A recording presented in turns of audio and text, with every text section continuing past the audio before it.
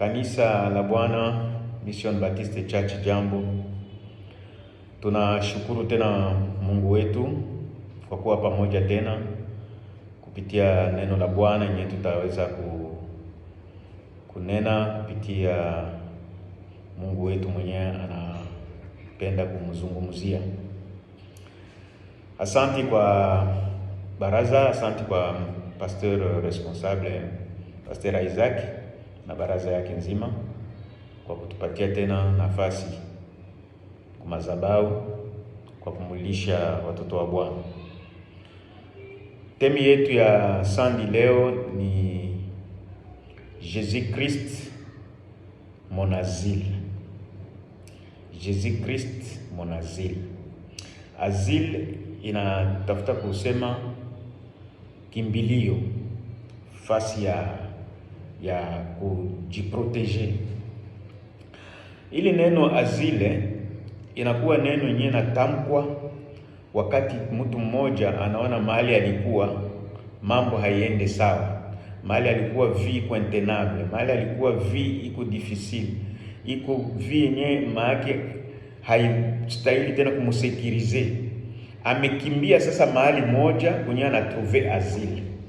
Siwezi kumexpliquer nyingi. Asile iko sawa vile refuge. On a trouvé refuge quelque part. Alors vous êtes mieux placé mahali mnakuwa pale Uganda, mko mieux placé kusikia signification ya asile na sens ya refuge. Sasa kwetu kukiro, dans le cadre spirituel, Jésus Christ est notre asile. C'est-à-dire Shetani aliturendre vie difficile, Shetani aliturendre maisha ngufu, Shetani aliturendre maisha intenable. Maintenant tuna trouvé asile kwa Bwana Yesu Kristo pour que tupate repos, tupate sécurité, tupate ma provision bitu yote nye tulikuwa nakosa ku monde. Amen, amen. Alors tutasoma Biblia. Tusome Psaume chapitre 32 verset yake ya 7. Inasema hivi: Tu es un asile pour moi, tu me garantis de la détresse, tu m'entoures de champs de délivrance. Amen. Hapa ni mfalme David. David hakuwa pia na maisha rahisi. Il a passé aussi une vie très difficile. Maisha yake ilianza tangu mtoto, maisha ilikuwa haiko bien. Vous vous rappellerez, wa ndugu yake ndio walibakia kuvili, yeye alienda kupori kuchunga nyama. Mais malgré ça, anapita roi. Même wakati mrenyi yake alitraverser toujours une situation difficile jusqu'à même son propre fils Absalom akajilever contre yeye, amurenverser amu. Donc bref, hakuwa na maisha yake kwa intenable, ilikuwa insoutenable, alitraverser ma insécurité. Mais akavumbua kitu moja wakati alikuja kujimetre en asile kwa Mungu. Akasema kweli, j'ai trouvé un asile. Ndio maana anasema tu es un asile pour moi, tu m'as garanti de la détresse. Puisque maisha ya ma difficulté, maisha ya ma souffrance, ma situation difficile inaleta détresse. Toi et moi aujourd'hui, comme le monde entier, tout on a traversé ma détresse moya ya ajabu, tout on a traversé ma situation difficile ya ajabu. Le fait même qu'on se promène avec des masques dû à coronavirus, ni détresse, puisque tu ne sais pas demain qu'est-ce que ça peut venir. Alors, il faut te trouver asile kwa Bwana Yesu, puisque kule ndio kugaranti. Ici David, roi David, anasema tiens un asile pour moi, tu me garantis de la détresse. Mwenye anaweza kugarantir kwa ile ma détresse yote on a traversé, c'est Jésus-Christ de Nazareth. Mais anasema tu m'entoures des champs de délivrance. C'est-à-dire à chaque instant vous êtes confronté, Dieu va te délivrer, Jésus va te délivrer. Anakuentouré na machin de délivrance. Alléluia. Alors, David, le même David, avant qu'il n'y pite, il dit encore au chapitre 27, ukapenda unaweza kuanzia premier verset pale, wakati anasema Dieu est ma lumière et mon salut, de qui aurais-je peur, tout ça. Mais yenye inanigonga mie ni verset 4. Wakati anavumbua sasa secret ya asili, ya kuikala pembeni ya Mungu, wakati anaona ki detresse yake inakuwa garanti, haimsumbue tena, anakuwa entouré na champ de délivrance. Anasema nini? Anasema hivi: je demande à l'Éternel une seule chose que je désire ardemment. Je voudrais habiter toute ma vie dans la maison de l'Éternel pour contempler la magnificence de l'Éternel et pour admirer son temple. Amen. Bien-aimé dans le Seigneur, David ici anavumbua sasa namna gani mtu anakuwa asile. Quand vous venez en asile, wakati tuna traverser kule, unakuwa kwa refuge, c'est-à-dire unakimbia fasi yenye insécurité iko, unakimbia fasi yenye danger iko, unakuwa en asile. Wakati unakuwa en asile, la première des conditions, tu ne dois plus rentrer là où il y a l'insécurité, tu dois rester là-bas. Et c'est ce que David a dit: je demande une seule chose à l'Éternel et je désire ardemment. Je voudrais rester, habiter toute ma vie dans la maison de l'Éternel pour contempler sa magnificence. Bien aimé, wewe na mimi tunakuya ile kwa Yesu. Tunajua kama Yesu ndio azili yetu. Tubakie pale de manière éternelle.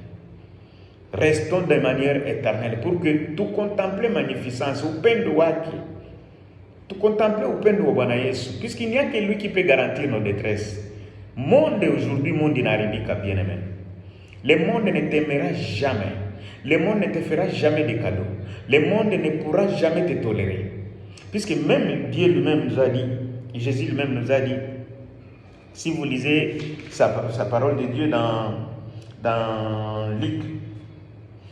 Luc chapitre 22, je pense que c'est dans Luc, oui. Non, Jean chapitre 15, verset 18 à 19. Anasema, si le monde vous hait, c'est-à-dire il m'avait d'abord haï moi avant, et il vous hait puisque vous n'êtes pas du monde. Nous ne sommes pas du monde. Aujourd'hui, nous sommes en train de contempler des choses impossibles, des tueries. Même les pères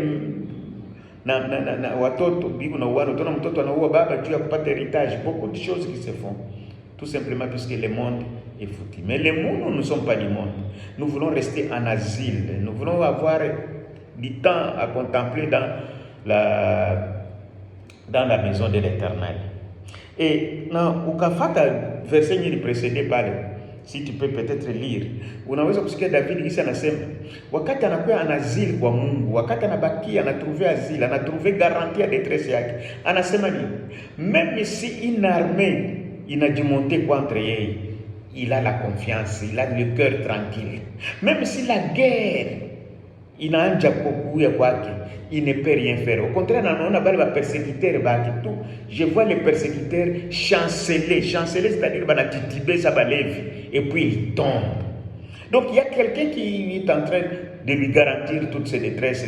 Hata shitu katena nataka manasikia armée na simama contre lui. Les persécuteurs chancellent et tombent à ses pieds. Bien-aimés dans le Seigneur, j'aimerais encore qu'on lise la parole de Dieu dans Ésaïe. Ésaïe chapitre 30, je crois, verset 18. Kama tunaweza soma tena pale. On m'a donné juste 15 minutes, j'espère que je vais respecter ça. Ésaïe chapitre 30, verset 18, nasema hivi: cependant l'Éternel désire vous faire grâce, et il se lèvera pour vous faire miséricorde, car l'Éternel est un Dieu juste, heureux tous ceux qui espèrent en lui. Amen. Bien-aimé dans le Seigneur, hapa hii parole sio kama wewe unaisikia sawa na mimi. Shinjo tunaombaka, si banadamu tunaombaka Mungu wetu, tuombe grace, Mungu atufanyie grace, Mungu atupatie grace, grace ya Mungu. Et quand bien on voit quelqu'un qui excelle, on voit quelqu'un qui a trouvé quand même grâce à Dieu, on sait, ah, Dieu lui a fait grâce. Mais la Bible ici dit, cependant Dieu désire vous faire grâce. C'est-à-dire, ni mapenzi ya Mungu ya kukufanyia we grâce. Il t'attend, il est en train. Donc, imagine-toi d'abord dans ta tête que le Seigneur est en train de te regarder. Tu cites même ton nom, moi, Raymond Kasanga. Quand je me réveille le matin, Dieu, il désire me faire grâce. Quand on dit désir, c'est-à-dire il veut. Il attend que toi tu fasses un pas. Il attend que tu viennes en lui, ou tu trouves asile, quoi que. Akufanyie grâce. C'est-à-dire, la grâce, ce n'est pas seulement que iko demande unilatérale kwetu. Non. Ni demande yenye inakutana désir ya Mungu. Alors, pour que ça puisse se réaliser, il faut que toi tu te confies. On dit heureux celui qui espère en Dieu. C'est celui-là qui va avoir grâce. Si tu viens faire, tu trouves Jésus-Christ comme asile, ou n'a dit réfugié quoi, il va te faire grâce, puisque c'est son désir. Alléluia. Bien-aimés dans le Seigneur, nous continuons avec notre lecture, parole. Quand on vient en asile, l'autre condition est en asile, même si tu as des biens, même si tu as un rang social et à on nous demande à ce que tu aies une humilité. J'espère, nous tous, comme quand on a traversé là, on a fait que la police, on a enregistré comme un PM, comme un tu peux trouver peut-être quelqu'un qui a style mais comme il a été placé là-bas, toi tu dois t'humilier pour qu'il ait enregistré à Baby Gina, à Koulize Moulizo, depuis quand on dit Toka, tu as pris quelle route, patati patata. Et c'est la même chose quand tu viens en asile en Jésus, quand tu trouves Jésus-Christ comme asile, comme refuge, tu dois t'humilier. Il y a certaines solutions, il y a certains problèmes. Il y a résoudre. Il y a certains problèmes, il y a certaines solutions. Il y a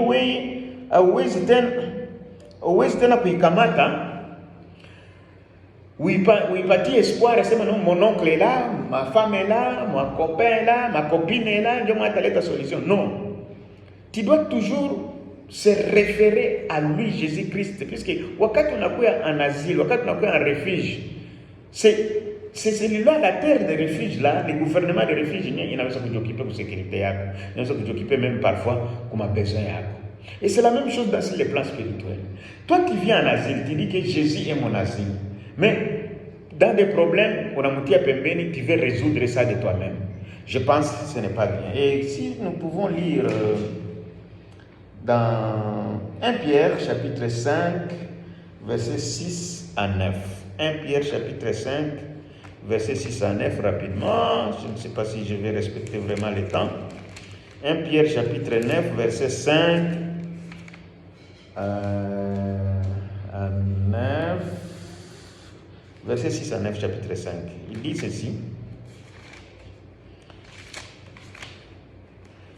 1 Pierre chapitre 5, verset 6 à 9. Tusome kwa jina la Yesu. Inasema hivi.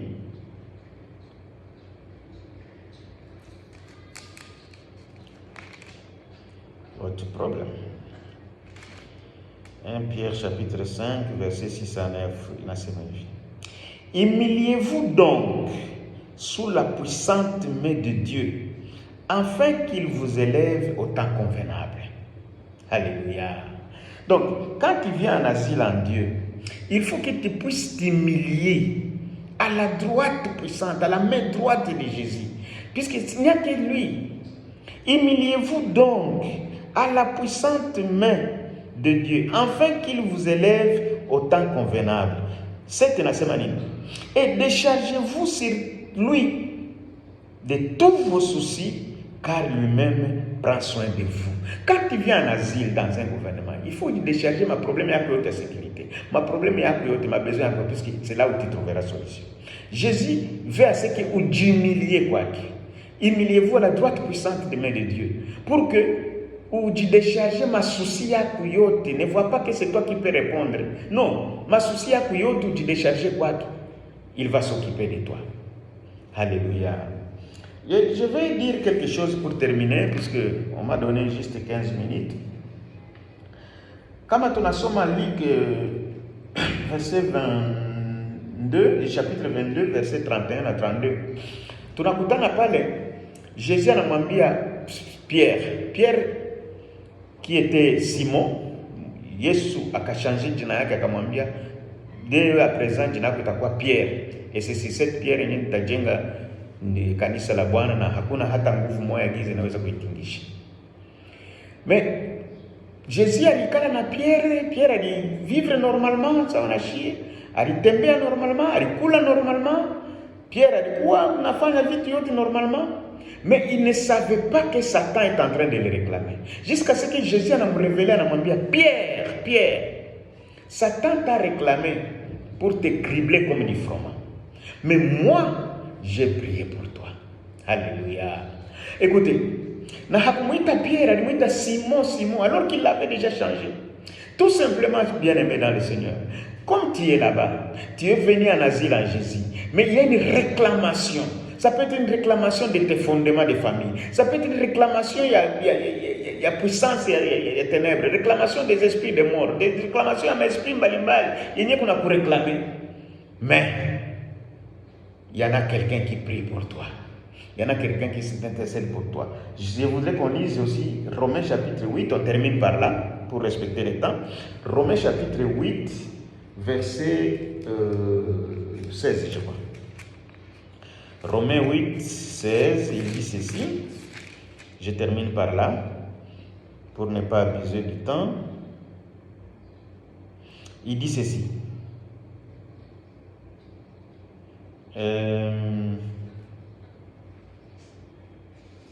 Laisse-moi voir. Oui, c'est 8, 16.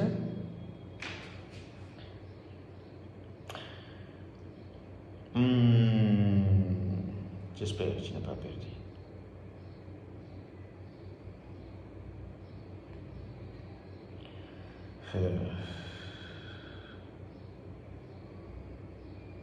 Alors, pour ne pas trop, je voulais faire allusion à l'Esprit, le Saint-Esprit, qui est en train d'intercéder. La Bible dit que l'Esprit de Dieu intercède dans des soupirs inexprimables. Et c'est quand toi et moi nous marchons, comme Jésus priait pour Simon-Pierre. Simon-Pierre ne savait pas que Jésus est en train de prier pour lui. Mais toi et moi aussi, comme nous marchons, malgré les réclamations des familles, malgré les réclamations de là où nous sommes venus, là où notre vie était en insécurité, là où notre vie était menacée, là où notre vie était intenable, il est en train de nous menacer toujours, de nous rabaisser toujours, de nous tirer toujours vers en arrière. Mais sachant qu'il y a un esprit, le Saint-Esprit est en train d'intercéder pour nous dans des soupirs inexprimables. Alléluia. Dans des soupirs inexprimables. Ce n'était pas verset 16, c'était verset 26. Je m'excuse beaucoup. Il dit ceci. De même aussi, l'Esprit nous aide dans notre faiblesse, car nous ne savons pas ce qu'il faut, ce qu'il nous convient de prier, de demander dans nos prières. Mais l'Esprit lui-même intercède par des soupirs inexprimables. Amen. C'est-à-dire, même quand nous marchons là, il y a des réclamations. Même quand nous sommes d'abord au départ faibles. Faibles, c'est-à-dire, on ne peut pas de nous-mêmes faire un combat. C'est pourquoi nous fuyons. Si on était fort, on devrait rester là-bas. Si on était fort, on ne devrait pas venir en asile. Nous venons en asile en Jésus, puisque au départ, nous sommes faibles. Et dans notre faiblesse là-bas, il y a beaucoup de choses qui se font que nous-mêmes nous ne voyons pas. Que Simon-Pierre ne voyait pas quand Satan les réclamait pour les cribler comme du froment. Mais Jésus priait pour lui. La même chose aussi, nous sommes limités, on ne voit pas. Mais le Saint-Esprit est en train d'intercéder pour nous. Il dit qu'il intercède pour nous, puisque nous ne savons pas prier ce qui nous convient à prier. Vous savez, bien aimé, même dans nos prières, tout ce que nous prions ne sont pas indispensables. Aux yeux de Dieu, peut-être tu es en train de demander l'argent, mais ce n'est pas prioritaire pour les plans aux yeux de Dieu. Peut-être s'il te donne l'argent va te tuer. On est en train de demander le mariage.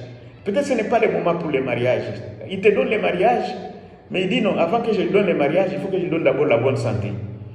Puisque sa santé est réclamée par le diable.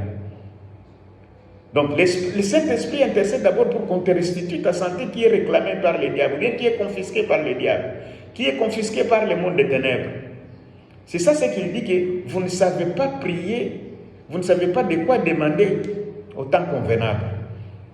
Mais lui-même, le Saint-Esprit est en train d'intercéder. Même si aujourd'hui tu demandes, Seigneur, donne-moi l'onction financière, donc la bénédiction financière. Mais l'Esprit Saint, il intercède. Oh Père, ne lui donne pas d'abord l'argent, puisque cet argent-là voilà ce qu'il attend. Voilà la priorité. D'abord que vous puissiez lui donner la sagesse, l'intelligence de ce qu'il fera avec cet argent. Sinon, si tu lui donnes cet argent, il ne fera rien. Bien-aimés dans le Seigneur, restons en asile en Jésus, humilions-nous à sa droite puissante et ne cherchons pas des solutions humaines, mais qu'on laisse à ce que le Seigneur puisse, déchargeons-nous sur lui, qu'il puisse résoudre nos problèmes et nos désirs. Et le Saint-Esprit nous aidera aussi à intercéder pour nous dans des soupirs inexprimables. Amen. Soyez bénis.